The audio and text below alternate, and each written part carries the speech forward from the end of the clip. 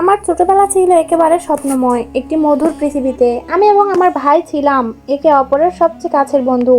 আমাদের জীবনের শুরুতেই যেমন ছিল একটি অদৃশ্য বন্ধন, যা সময়ের সাথে সাথে শুধু শক্তিশালী হতো। আমি বড় ছিলাম, ভাই ছিল ছোট, কিন্তু সে ছিল আমার জীবনযাত্রার এক গুরুত্বপূর্ণ অংশ।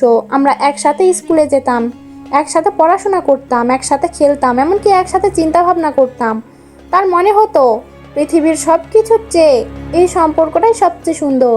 আমাদের মাঝে কোনো বিরোধ, কোনো দ্বন্দ্ব ছিল না, ছিল শুধু একে অপরের বুঝে নেওয়ার চেষ্টা ও সহযোগিতা। তবে সময়ের সাথে সাথে যখন আমরা বড় হতে শুরু করলাম, তখন থেকে কিছুটা পরিবর্তন ঘটতে শুরু করলো। কৈশোরে পা রাখার পর আমার মনে হতে লাগলো যে ভাইয়ের সাথে আগের মতো সহজ সম্পর্কটা আর নেই। সে নিজেকে একটু আলাদা করে নিচ্ছিল, তার নিজের দুনিয়ায় চলে যাচ্ছিল।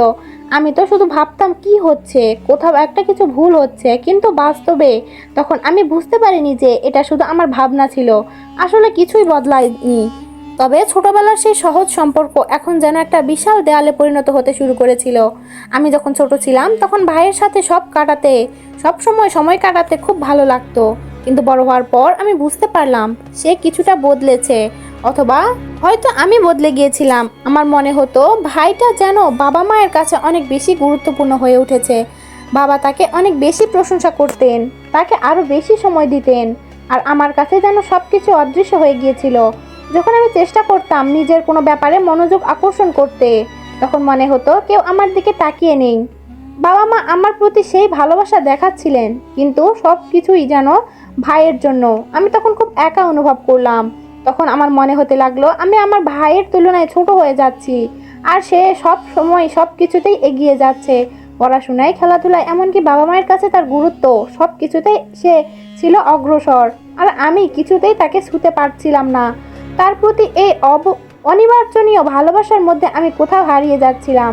সেই সময় আমার মনে হতো আমি যেন বাইরের মানুষ। তাকে এই সময় ভাইয়ের কাছে যে ভালোবাসা পেতাম সেটা বদলে গিয়েছিল এক ধরনের অবহেলায়। বিশেষত যখন আমি দেখতাম ভাইয়ের পাশে সবাই থাকতো, তার বন্ধু, তার শিক্ষক, এমনকি বাবা মা, তখন আমি আরো বেশি কষ্ট পেতাম। কেন? কারণ আমি মনে করতাম হয়তো আমি কোনোভাবে তাদের কাছে কম গুরুত্বপূর্ণ। এভাবে আমাদের সম্পর্কের মধ্যে এক ধরনের অবচেতন দূরত্ব তৈরি হতে শুরু করলো। আমাদের কথা বলা, একে অপরকে সমর্থন দেওয়া, সবই যেন একটু দূরত্বে চলে গেল। আমরা একে অপরের সাথে আর আগের মতো সহজভাবে কথা বলতাম না। যদিও আমরা একই বাড়িতে থাকতাম, তবুও আমাদের মধ্যে একটি অদৃশ্য দেওয়াল তৈরি হয়ে গিয়েছিল।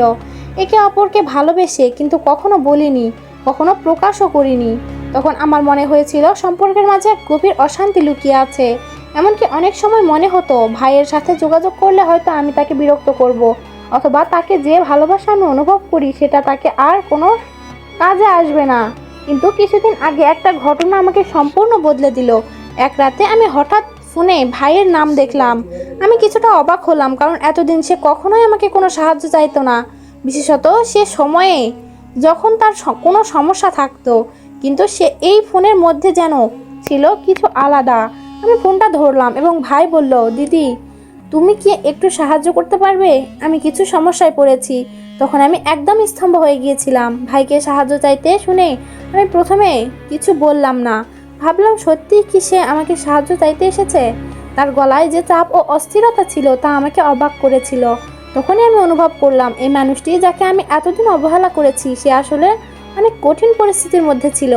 তার জীবনে একটা সময় ছিল যখন সে খুশি ছিল, কিন্তু এখন সে একদম একা, সমস্যা নিয়ে ব্যস্ত, এবং তাকে কিছুটা সমর্থন দরকার। সেই মুহূর্তে আমি বুঝতে পারলাম ভাইয়ের জন্য আমি যে কষ্ট অনুভব করতাম তা আসলে অনেক সময় ভুল বোঝাবুঝির ফল ছিল। এখন বুঝতে পারি ভাইয়ের জীবনেও তো অনেক চ্যালেঞ্জ ছিল। বাবা মায়ের ভালোবাসা পাওয়ার ব্যাপারে ভাইও কখনোই নিজের অবস্থান নিশ্চিত ছিল না। তার মাঝেও ছিল এক ধরনের উদ্বেগ, অস্থিরতা। তাই যখন সে আমাকে তার সমস্যার কথা বলল, আমি বুঝলাম যে আমাদের সম্পর্কের মধ্যে থাকা এই ভুল ধারণাগুলি, দূরত্বগুলো আসলে কেবল আমাদের নিজেদের ধারণা ছিল। আমরা দুজনে একে অপরের সাথে থাকতে চেয়েছিলাম, কিন্তু আমাদের সেই প্রয়োজনীয় যোগাযোগ ছিল না। সে রাতে আমি ভাইকে যে সাহায্য দিয়েছিলাম তাতে তার মন একটু শান্ত হলো। আমি অনুভব করলাম আমাদের সম্পর্কের মধ্যে এতদিন ধরে যে দূরত্ব তৈরি হয়েছিল তা আসলে ছিল আমাদের একে অপরকে ভুল বোঝার ফল। আমি তাকে যে ভালোবাসা অনুভব করতাম সেটি আমি কখনো প্রকাশ করিনি, আর সে আমাকে কখনোই জানাতে পারেনি যে সে আমাকে তার জীবনের অংশ হিসেবে চায়। আমরা একে অপরকে না বুঝে ভুল সময়ে ভুল সিদ্ধান্ত নিয়েছিলাম।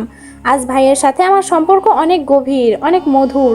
আমরা এখন একে অপরকে অনেক ভালোভাবে বুঝি এবং কখনোই একে অপরকে অবহেলা করি না। এখন আমাদের সম্পর্কের মধ্যে কোনো বিরোধ নেই, আর যদি কোনো সমস্যা আসে আমরা একে অপরের পাশে দাঁড়িয়ে তা সমাধান করি। আমি বুঝতে পারি সম্পর্কগুলোর মধ্যে দূরত্ব কখনোই স্থায়ী হয় না, যদি একে অপরকে সহানুভূতি ও সহায়তা দেখা যায়। ভালোবাসা এবং বিশ্বাস হলো সেই মূল উপাদান যা সত্যিকারের সম্পর্ককে শক্তিশালী করে তোলে।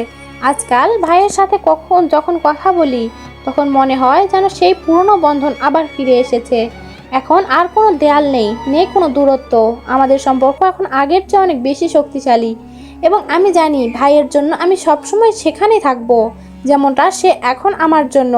জীবনের এই পর্যায়ে এসে আমি শিখেছি সম্পর্কের মধ্যে ভালোবাসা, শ্রদ্ধা এবং একে অপরকে বোঝার ক্ষমতা সবচেয়ে গুরুত্বপূর্ণ।